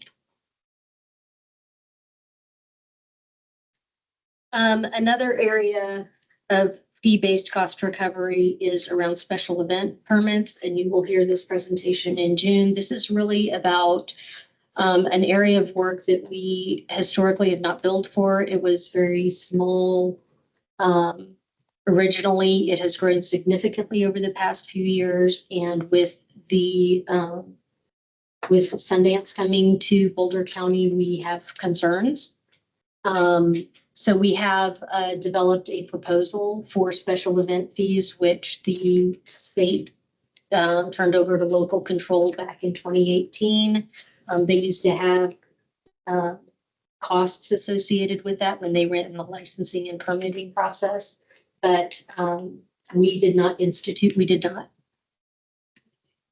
implement local cost recovery at that point because it wasn't significant. Now it's becoming significant and it's a burden on the staff. So we'll be talking with you all about that in June. We get to make that decision independently. Yes. Commissioners. Yes. Okay. Sarah. So we'll go ahead and start talking about where we're at for 2027. On the next slide, you'll see that there is a calendar for the development of the 2027 budget. So a couple of key dates. Obviously, today we have the budget study session with you all as the Board of Health. The first week of June, I believe it's on Thursday, we will meet with you all and the county commissioners to go over where we are at in the 2027 budget development. In July, we'll be drafting the budget and your study materials. We'll meet with you all again in August as the budget study session to present the preliminary budget and finalize where we are at that point in time so that we can submit it to the Boulder County Office of Financial Management. September and October, we'll be updating revenues for any new grant awards that we get in time to include in that amendment. We will also have, in the initial budget, we will also be looking at a 2026 budget amendment that will be largely I'm expecting it largely recognizes additional grant funds from the state that start on July 1, then we get those contracts in. We will be presenting to the Board of County Commissioners in October for agency budget presentations for the 27 budget. And then in December, we will bring you the Board of Health, the 2027 budget for us. I will note that the county, I think, adopts their budget on December 7th and or December 8th. So we'll just need to kind of look at timing on that because we won't know what our transfer is until they take that final action. We generally push the December Board of Health meeting back a week to allow for that. So the next slide provides you with our strategic plan goal that Boulder County Public Health has infrastructure, culture, and practices to support good governance through sustainability, transparency, and stewardship of resources. I just bring this forward as a reminder and to note that our budgeting processes that we have been working on strengthening and building checklists and making sure that we're doing things consistently, citing data sources and so on and so forth, really fall into objectives 1, 2, and 3 with the ultimate goal of being able to support our workforce. So we kind of use that as our continuing North Star to make sure that we are on track with meeting our budgetary objectives. Our guiding principles for 2027 are the same as they were for 26 in aligning mission and strategic plan, making sure that resources are following the required services and impacts. This is a conversation also about mandated work. Making sure that we are clear and rational in our decisions and understanding the consequences of any of those funding decisions that we may make. That we are sustainable, we're avoiding structural deficits, we're differentiating one-time costs versus ongoing costs. So while we may be looking at budgeting software, there is a one-time implementation cost, but there are also ongoing operation and maintenance costs. And we're getting better at making sure that we can identify those costs. Being realistic with workforce and what our workforce can do. I think you've heard quite a bit from Lexi and Indira about aligning staff and workload, but it's also about managing workload and grant dependence and making sure that we can meet those requirements within the grants. And then finally, this is one of my favorites, decision-ready information. How do we get away from 30-tab spreadsheets or Lexi and the rest of the team kind of groan when I show up with my 11 by 17 stack of papers and say, we're going to walk through the spreadsheet. So we're getting better at making sure that decision, that data is consumable. When we look at funding considerations, you've heard us talk quite a bit in the past year or so about operating and personnel expenses that we want to be at the 80-20 split. We're sitting very close to 80-20. If not, I think we still are at 80-20 for 2026. We do have some concerns about 2027 because of cost increases related to salaries.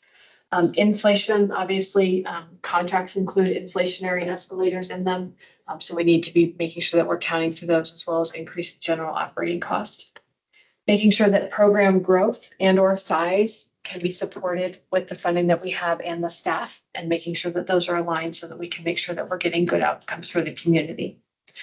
We do have, because of all the strains on the funding sources that we do have, we have limited funding for strategic innovation or emergent needs. We've addressed some of this through the creation of the contingency fund for those emergent needs that come up so that we don't have to come back to you if there's a measles outbreak and ask for money to deal with that. But that does limit our ability to be innovative on the other side. We do have a very high reliance on grant funding. It's about over 40% of our funding comes from grants. And so that does represent a significant risk and area of concern as we're moving forward. We've talked about administrative and compliance requirements. Those are shifting and that puts a burden on a lot of the A&S staff as well as the program staff and making sure that they're complying with the grant requirements. And then as Lexi and Desiree just spoke to was the cost recovery for fee-based programs, trying to get those aligned as best we can without shifting the burden onto providers with low margins like early childhood providers. So for the framework for 2027, we'll be using the 2026 budget. Whether it's the adopted budget or the amended budget, that is a question we would like to dive a little bit deeper with you all on.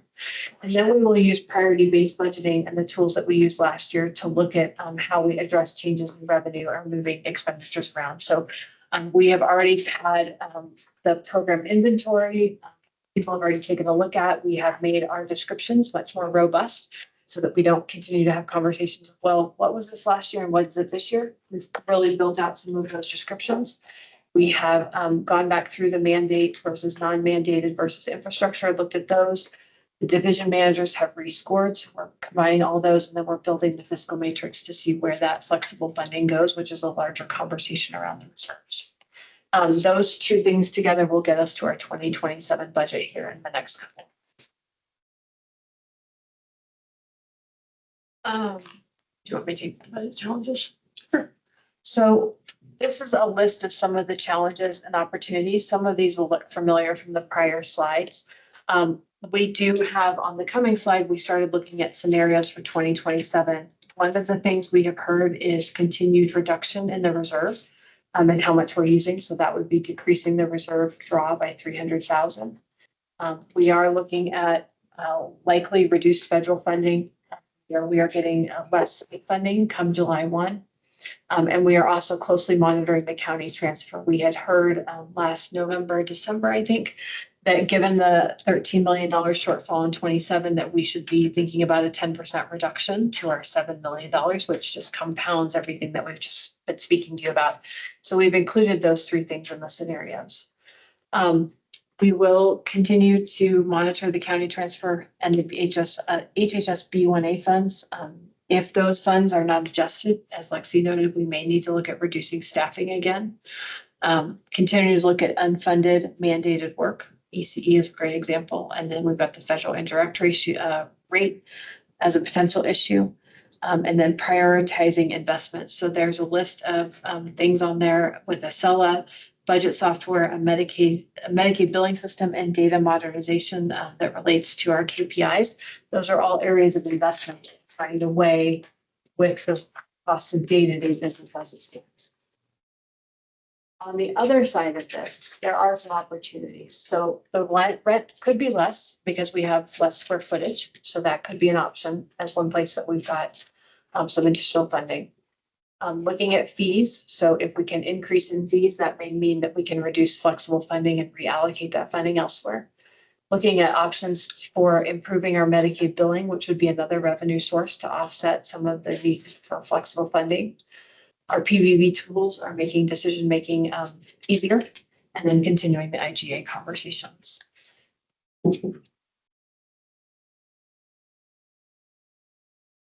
So the next slide, these are the budget scenarios. We've had a lot of discussions about this, and this is, I think, one area we'll need some more discussion. So walking through these scenarios, what you have is scenario 1, 2, and 3 on the left. The second column is some of the summary assumptions that went into them. The third column is the adjustment based on those assumptions. It's the fourth and fifth columns that I think are the real discussion points. Using the adopted budgets, we would start with $20.6 million, and that was the budget that you all adopted in December. The far right column is the 22.3 million. That's the budget amendment that you just adopted. Thank you for that. And starting to do these reductions based on that 22.3 million. So the first scenario reduces the reserve draw by $300,000. It also removes the funding for per capita. That was a $63 million reduction I spoke to. Thousand. I'm having way too many numbers in my head. $63,000 for per capita, and then the ARPA money would be gone. So that total reduction is $710,000. And then depending on if you start with the adopted budget or the amended budget, you end up at the 19.9 or the 21. Why would we start from the adopted budget? Because it was a very conservative approach to our revenues. And so starting from that point, knowing that we would then do a budget amendment to add, but to Lexi's earlier point, we run into the issue of term positions for 6 months. Can we budget them for a little bit longer? Can we add some innovation? And so that was really the conversation we were having as we were putting this together, is we wanted to be transparent so you could see where the starting point was, but also what is the starting point? And it might be a little bit too early, but that being said, we started this conversation a little bit earlier than this last year, and we really used that $20.9 million number for 26 as our North Star. So Let me give you an example of the problem with the using the amended budget. If we were to make a list of the funding for 2027 that we've booked, because we have a notice of award, it's not going to be at the level of that budget amendment because those were for this year. A lot of those grants are one-year grants, or they have to be renewed, the state grants, for instance. So if we continue our practice of not recognizing revenues until we get a notice of award, and if we make a list of what our revenues for 2027 are, it's going to come in much lower than our amendment. That's because we didn't have a budget, a federal budget last year, so the state didn't know what they were getting, so we were very nervous because they didn't do the federal reconciliation until February. Yeah, I mean, I Makes get it. If we sense. don't get in all the funding in that we hope to get in, then we're, in a bad place, but I don't know, I just feel like. So we assumed a 25% reduction in grant funding Uh-huh. in the 2026 budget. One of the things that we proposed today was doing a look back now on what the actual reduction percentage was from what we had anticipated, and maybe building that in as into our final number that we are targeting. If you could look here too, there's a little footnote down below. So when Armando was here, he did do a 10-year historical look back. And based on that historical look back, he was looking at that $20.9 million number for 2027.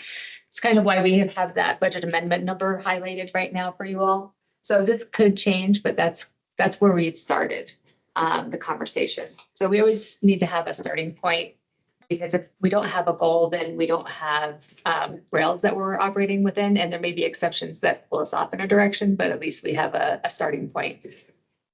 And I will also say that the scenarios, I think, are a little bit less critical than they used to be because we now have priority-based budgeting. And so we have Right, we have clarity the of steps on how, priorities yeah, and right. Make. how far down do we go Yeah. depending on how much we have. What do you guys want us to?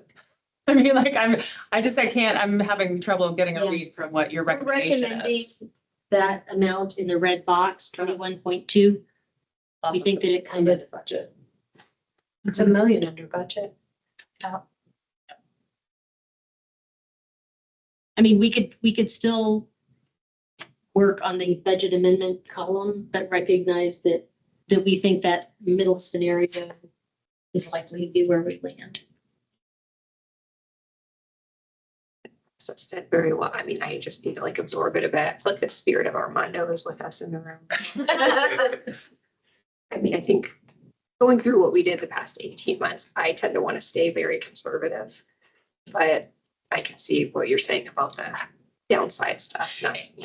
And we found it very hard to hit that original target when we were looking at the 20.9. So there were some factors that brought us closer in alignment with that number, but it was definitely a challenge. Because what I don't want to do is end up, like laying off people or making the cuts that we don't actually end up having to do because we get the revenue in. So like, I'd rather deal with a shortfall and then have to make some hard decisions than make hard decisions that don't actually need to happen. I mean, one way we could do it is to take a look at our grant funding and put them into high, low, and medium grants. Right, so then we can say our renewals are coming, we can make assumptions that the renewals are coming, but this is in the 5-year cycle, so we're good.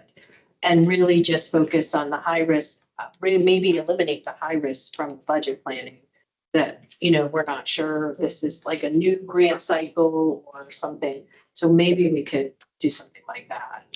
And in the process, I mean, we have a process that to some extent is going to take us through this regardless of what we adopt as our scenarios, because we will start by assigning the 2027 grants to the programs that have commitments for those grants.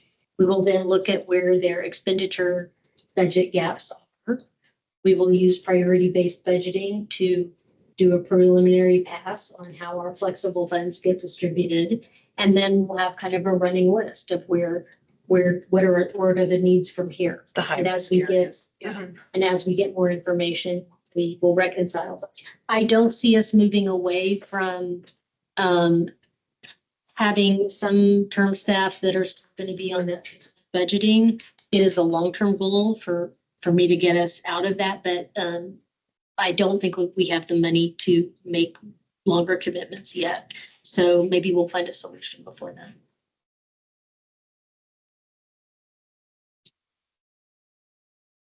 Stephen or Landry have other thoughts on how conservative you want to be on the budget?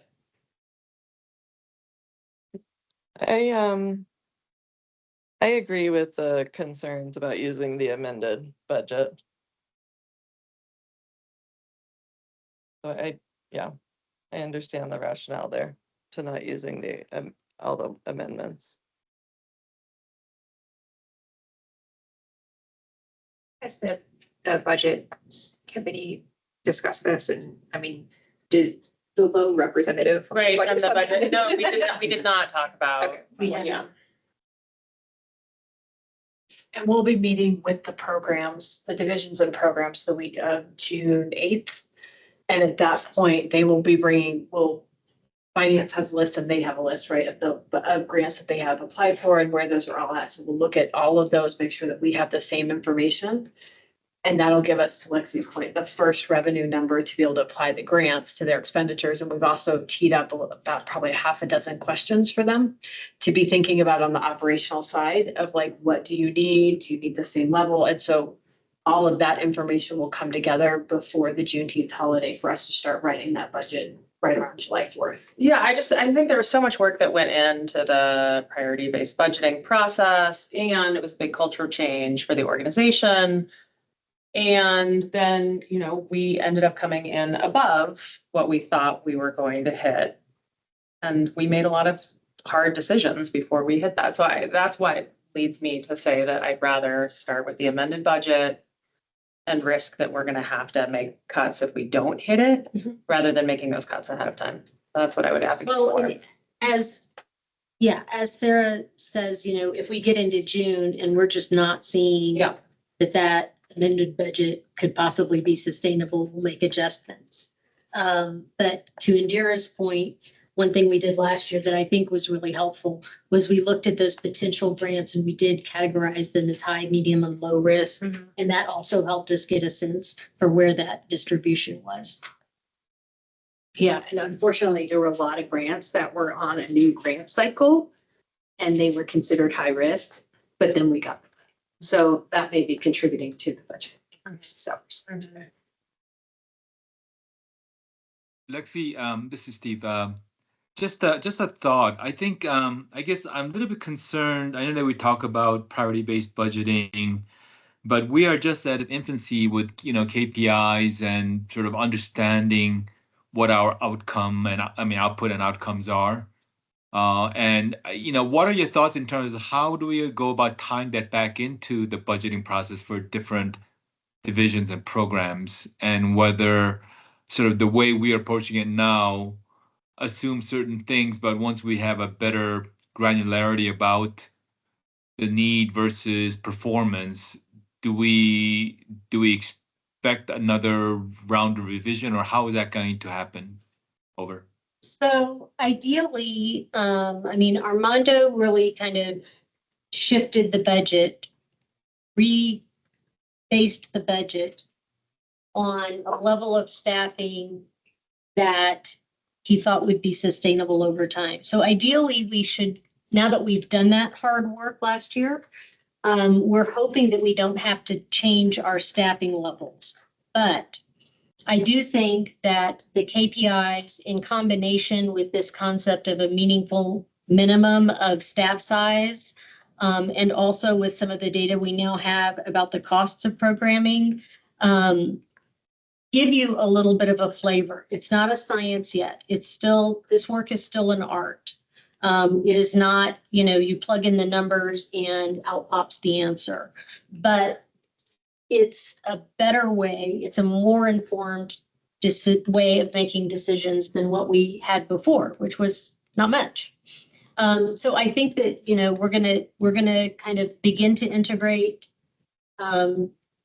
information about the KPIs this year, see what it teaches us, see what maybe we need to collect next year to make it a more meaningful process, along with this concept of team sizing and costs for service deliveries. So, you're absolutely right, Stephen. It's not, it's a cautious space. It's not a space where we kind of run forward, but I do think that we are learning more and more what the information that would be useful for these decision-making processes is, and we're getting better and better at it. I guess, let's see, the challenge, I get to you, I think you're ultimately the decision maker in this, is, as we talk about some of these infrastructure investments that needs to happen before we get a better idea of, some of these things that we're doing, whether it makes sense to continue them or whether they're being done efficiently. So it seems like, in the coming few years, going to be very, very important in terms of how do we allocate sufficient funding to, build this ship as we try to sail it. And I guess, this adapted budget and so on, do you think that fully addresses some of these sort of very core and critical needs pictures and how one goes about trying to, juggle these balls and make sure nothing falls down? Over. So, great point. I think we've been building the plane and flying it for several years now. So, yeah, welcome to our world. But we have already started thinking about, what are the mechanisms for funding some of these things? For instance, the Acela project is really, really important because it is how we collect our fees. And if it's not working efficiently, it takes an enormous amount of time for our staff to do their work, and it's frustrating to the public. But we have been having a lot of conversations with the IT department, and they can provide us some support. We're kind of working out the details of what that looks like and how do we strategize about, even within the Acela work, what is the highest priority and how do we stagger the work out, and where are the different funding streams coming from. In relation to the data modernization initiative, we have applied for a grant with CDPHE. That would be fantastic because that would support someone to work full time on that work for a while. And I mean, it continues. These areas continue to be places where we kind of piece things together. The question about the budget software, if the county makes a decision to go with something and they're willing to support us to piggyback onto it, that would be really helpful.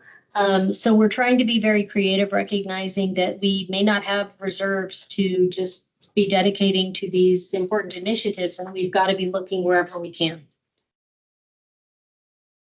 Steve, if I can, if I was sensing a little bit, maybe a bit of a statement and a question in there, I think in these priority-based budgeting initiatives, it takes several years, as Lexi said. I mean, the team here has done a great job putting you, I think, really ahead of the curve and just creating a framework on how to make decisions. But then I think this statement I kind of picked up on is that outcomes and outputs and outcomes is the really hard piece that takes years. My experience is the first few years, people are very output focused, and then once the muscle memory comes, then we start focusing on outcomes, and it's going to take many more years to get really good. But this team, from what I see, has really put a great framework on how to make decisions based on something other than what did we spend last year? Let's just spend the same. So it's going to take many more years, but I agree. there's been excellent work done already to put you way ahead of the curve on decision making. You have to be adaptable.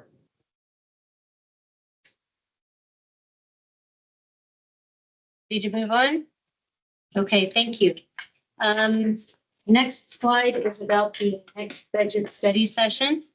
This is our planned agenda for our August study session, and it will evolve as additional questions come up, as we learn things that we think you might be interested in.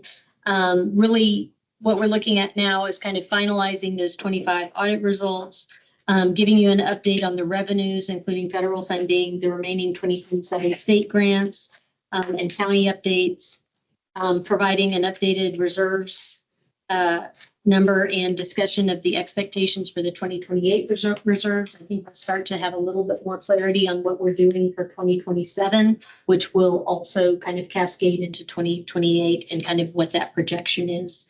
We will be able to provide kind of year-to-date spending for the divisions through the first half of the year. What our program planned expenditures and revenue allocations are, including some of the information about dedicated and flexible funds and we're looking at allocating the flexible funds. To Stephen's point, getting back to this question of priority investments and what have we been able to secure as additional revenues for that work and how we're moving forward in that space, recognizing the importance. Looking at staffing impacts, are we looking at having to significantly change our agency staffing or in particular places? And then this full draft budget proposal with contingencies that of course will have to be adjusted as we learn about the county's proposals, et cetera. Is there, I've taken several notes on things that will also pull into this, but is there anything else that you all would like to see at the study session in August?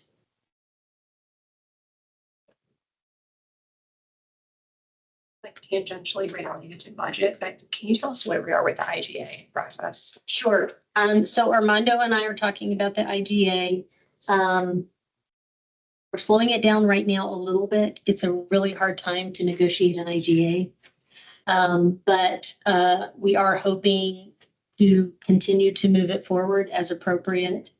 The most important thing for me right now is that we get into a rhythm of having the salary and benefits increases every year, because stagnating at 7 million is killing us. Yeah. So that's kind of my priority. In between now and the August budget study session, we do have the county commissioners.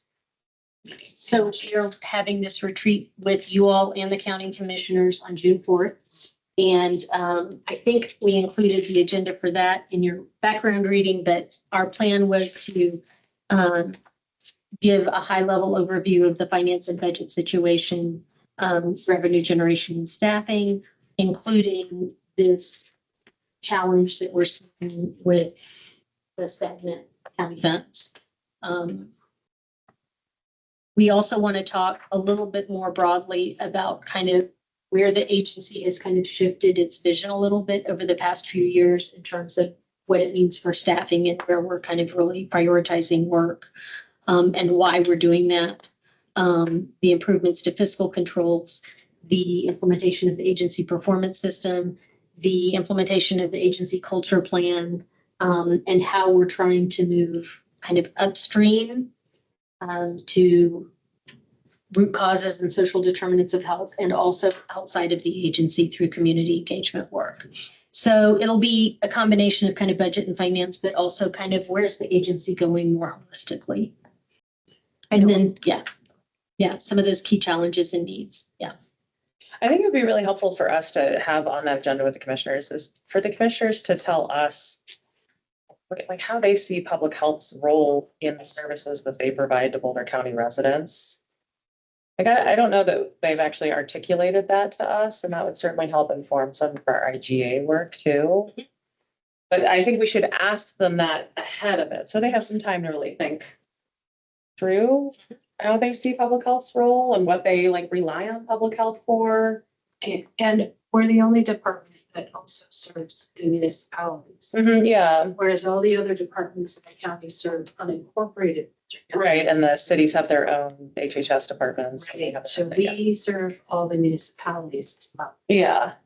Yeah, just to have them articulate that, I think would be really helpful in each of them, because you know that the commissioners don't always align. Right. So. No, I think that's a great idea. I have been kind of putting together a list of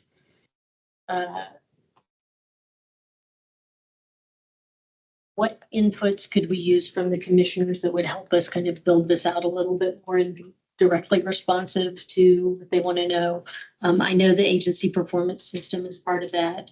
I think they'll be interested in the culture plan. I've had conversations with several of them about some of the challenges in that space across the whole county, and the fact that we've developed our own agency culture plan, I think is going to be very interesting for them.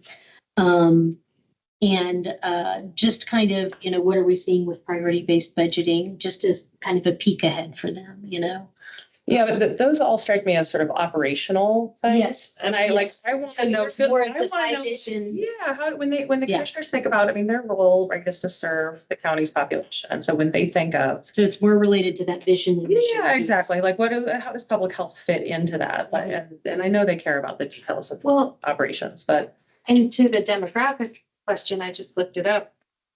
Unincorporated Boulder County population is 42,000 residents. The county is 330,000 people. So we serve 330, the other county departments serve 42. Yes. And so I think we need to maybe put some perspective in here for them to understand. We are not just serving 42,000. yeah, I mean, to be fair, there are a lot of things that they also support that, are Sure. serving more people than just unincorporated. And again, like I just want to hear how they see public health fitting into that vision. I mean, our work with the, strategic planning committee and the KPI dashboard, it's still pretty young. And yet, like, is this an opportunity for us to continue to highlight like what we've done with variable? Yeah, I want to continue to highlight that we're offering high quality service. Yeah. Which KPIs might be available. Yeah, an emergency response. Right, I mean, to me, that's sort of like a huge issue, right, as to how much public health is called on in emergency response. For the whole population. Right, that's right, so I think just first, I'd love to hear from them before we offer up examples of how we're serving, but I just want to know what comes That's great. Thank you. as priority for them. This didn't answer your question about the budget session. I think this looks fine for the budget session. I know it'll evolve between now and then. The only thing that we talked about today that isn't on there is just an update to how you have deal with the reserves policy. Right. What do you need from us for the June session? Or Lindy? That third bullet point, Morgan might get to that. I mean, I definitely think hearing from you all about anything specific you want to hear about, or if we've missed something for the agenda, we're going to try to continue to, as kind of you all do this work with us, I think we'll get better at being able to kind of shortcut some of the conversations. We don't have to go into so much depth all the time. So figuring out how to consolidate and really focus in on what it is you want to know. And we will be learning that will be helpful. I know that you all are spending an awful lot of time with us lately, and we appreciate it. And also we don't want to take up more of your time than me. I do think it would be good for them to hear your perspective of the evolution of the budget and finance work, of the strategic planning work, just to hear how, just from your perspective, where it started, when you started and where it is now. I think it would be good for them to hear that. Because we've done this So team. you're talking about the BOCC retreat. We're Yes. talking about the August budget study. Oh, I was talking about the fees. I wish to, but I realized you made the switch. Okay. But I Yeah. think hearing from them, because Yeah. You've been here a long time, Morgan, and you've seen incremental budgeting, you've seen the rise of COVID funds, now seen the decrease and all the budget challenges. Yeah, I mean, I think Lindy can do a nice job because Lindy also was part of the Yeah. whole, budget overhaul. So I think she can do a nice job of, but it would be helpful to tell her that she needs to give some opening remarks on. So we did have a little bit of a crowdsourcing discussion the other day, Yeah. last Thursday with our management team about, brainstorm, no bad ideas on, what we could do at this retreat. And I think what we're trying to do this week is kind of wrangle it in and make some sense of it. But that was absolutely one of the things that came up was, how can the Board of Health play a role in the communication with the commissioners of this meeting? Yeah, and I guess I always struggle a little bit about like what they're hoping to get out of this joint meeting. I mean, I think we asked for it because we want to make sure that they understand what public health is doing and that, you know, that we have a connection and communication with them. But you know, it'd be good to know what they hope to get out of a session. It's a lot of their time. Yeah, it is. So like, what are we gonna spend that time? And I don't want us to walk through a whole bunch of details that they actually don't. Yeah, or that they actually don't have any authority to weigh in on either. So I think it's finding the balance of what do they need to know that helps them understand how we are managing our finances. And that we have made a lot of changes in the last couple of years in response to some of the things they've asked us about. And so being able to report out on that without kind of going into a lot of. No But PowerPoint, details. just Yeah. really kind of. Well, I think PowerPoints are good. I do think PowerPoints are good, but I just think that we need to understand a little bit about what they're hoping to get out of it as well. So if we get some insights from Armando or, you know, Natalie or whoever it is that can tell us what they're. What are your thoughts about what they want to hear about community impact? The impact of CAP on the community. Yeah, I mean, absolutely. They should. Yeah. I think that should be more of the focus of our discussion than a lot of the budget details. I agree. Right. So last slide. Anything that you want to talk about that particularly resonated with you or that you have concerns about? Do you want to give us any feedback or direction on our concern about the county transfer needs on, I think we've already talked about the 2027 reserves and the options for the policy changes. I think we talked a little bit about the scenarios and we just talked about the August budget study session. So happy to kind of have deeper discussions on anything you all would like.